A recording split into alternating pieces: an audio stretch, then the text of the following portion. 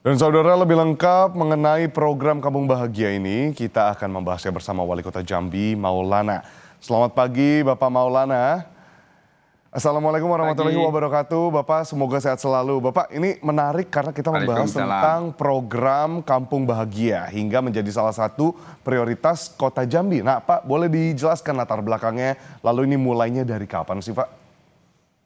Ya, jadi program Kota Jambi Bahagia ini merupakan visi misi dari pemerintah Kota Jambi, yaitu mewujudkan Kota Jambi sebagai kota perdagangan dan jasa yang bahagia.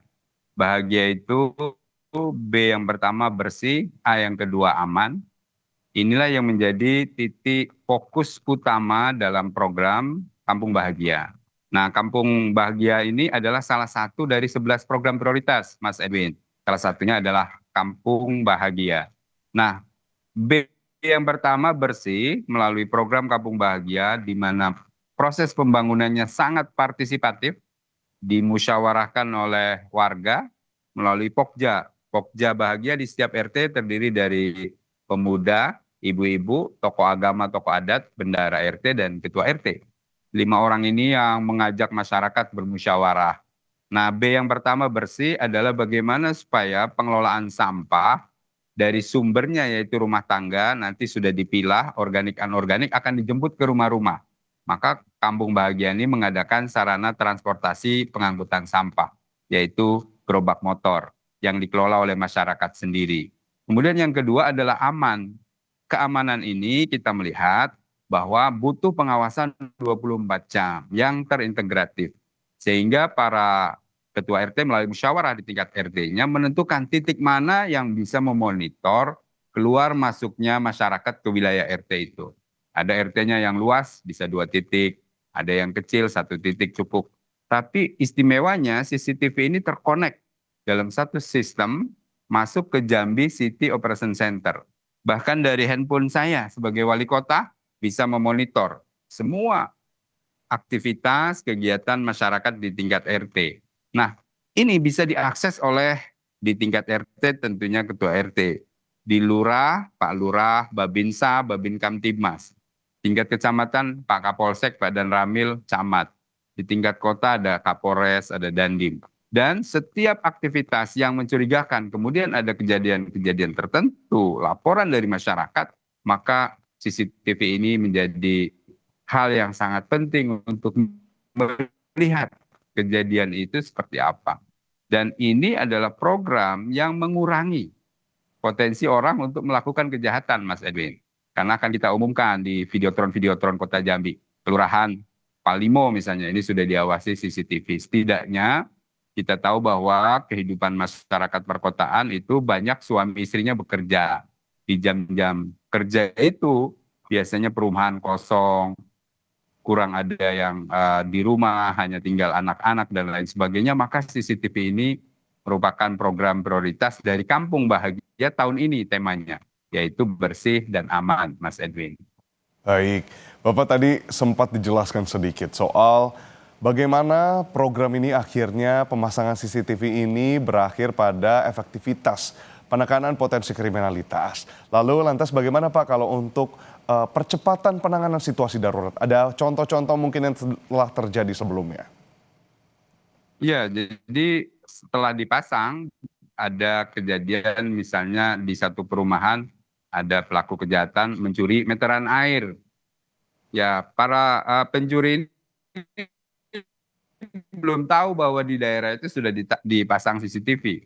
Hanya dalam waktu 15 menit itu sudah bisa ditangkap, diamankan, dan bisa diproses. Artinya, kecepatan dalam pelayanan ini juga dikoneksikan dengan program yang lain. Salah satunya adalah call center bahagia 112. Jadi masyarakat 24 jam bebas pulsa boleh melaporkan kejadian apapun. Gangguan keamanan, gangguan bencana misalnya, ada hewan yang masuk rumah, ada ular dan lain-lain. Itu banyak sekali kejadiannya yang melapor. Nah, khusus untuk kejadian-kejadian yang melibatkan pelaku kejahatan itu bisa dipantau melalui CCTV ini 24 jam dan itu bisa diputar karena itu tersimpan. Kemudian nanti ini bisa diproses secara hukum. Nah, tapi tujuannya tidak hanya untuk kejadian, tapi ini adalah lebih ke arah preventif, pencegahan. Karena dengan diketahui bahwa seluruh RT sekota Jambi memiliki CCTV 24 jam yang terkoneksi, bahkan ke handphone wali kota, handphone Kapolres, Kapolsek, Babin Kamtibmas, itu akan mengurangi potensi niat. Kalau niatnya ada, kemudian ada, wah ini di sini sudah diawasi CCTV, maka prosesnya akan berkurang, bahkan mungkin insya Allah kita tiadakan kejadian-kejadian kriminalitas. Tapi yang istimewanya, Mas Edwin, program ini adalah program yang partisipatif. Jadi dana pembangunannya betul-betul didorong ke setiap RT. Nah, melalui Pokja Bahagia itu, RT mengajak seluruh masyarakatnya untuk bermusyawarah. Tahun ini apa yang akan kita butuhkan? Yang pertama misalnya tema besarnya tentang kebersihan. Itu ada gerobak motor dikelola oleh warga sendiri. Setiap rumah melakukan pemilahan sampah, organik, anorganik, dan dijemput ke rumah-rumah. Nah, ini sedang berproses sehingga bisa massal 250.000 rumah di kota Jambi sebagai penghasil sampah, yang kurang lebih setiap harinya 500 ton, itu akan dikelola, dijemput ke rumah-rumah, nanti plastiknya yang anorganik akan mempunyai nilai sirkular ekonomi, di reuse, di reduce, di recycle. Begitu juga yang organiknya. Nah, yang kedua ini adalah sisi berkaitan dengan keamanan. CCTV ini juga bermanfaat untuk memonitor tahap pembuangan sampah yang tidak pada tempatnya, akan ketahuan juga. Sehingga ini mendorong kesadaran kita bersama untuk menjaga kota ini bersih dan aman. Nah, dana pembangunan yang ada itu di samping untuk kebersihan, keamanan, juga untuk infrastruktur, dikerjakan secara gotong royong, Mas Edwin. Jadi direncanakan bersama, misalnya setelah disepakati di RT itu membutuhkan jalan lingkungan. Nah, bahan dibeli, kemudian ada 2 tukang yang dibayar, tapi semuanya dikerjakan gotong royong. Bahkan ibu-ibunya ikut berpartisipasi, buat kopi, buat gorengan. Jadi ada infrastruktur, drainase, posyandu, dan lain-lain sesuai kebutuhan. Tentu setiap RT berbeda karena ada tahapan perencanaannya. Kemudian dilakukannya juga gotong royong, lebih efisien. Bahkan banyak warga yang kemudian dengan program ini menghibahkan tanahnya ini untuk taman bermain di RT ini untuk fasilitas jalan dan lain-lain. Banyak kami mendapatkan hibah dari masyarakat, Mas Edwin. Ini bentuk partisipasi yang luar biasa dengan adanya stimulus Kampung Bahagia ini. Kemudian dibangun sama-sama, lebih efektif sesuai dengan kebutuhan yang ada. Dan ini luar biasa menurut saya karena ini adalah tahun pertama dalam masif ya, artinya 1.583 RT. Di tahun sebelumnya kami lakukan uji coba 67 RT dan responnya luar biasa, Mas Edwin. Ini adalah bentuk pembangunan yang partisipatif, gotong royong, dan hasilnya betul-betul bisa dirasakan sesuai kebutuhan masyarakat di level paling bawah RT.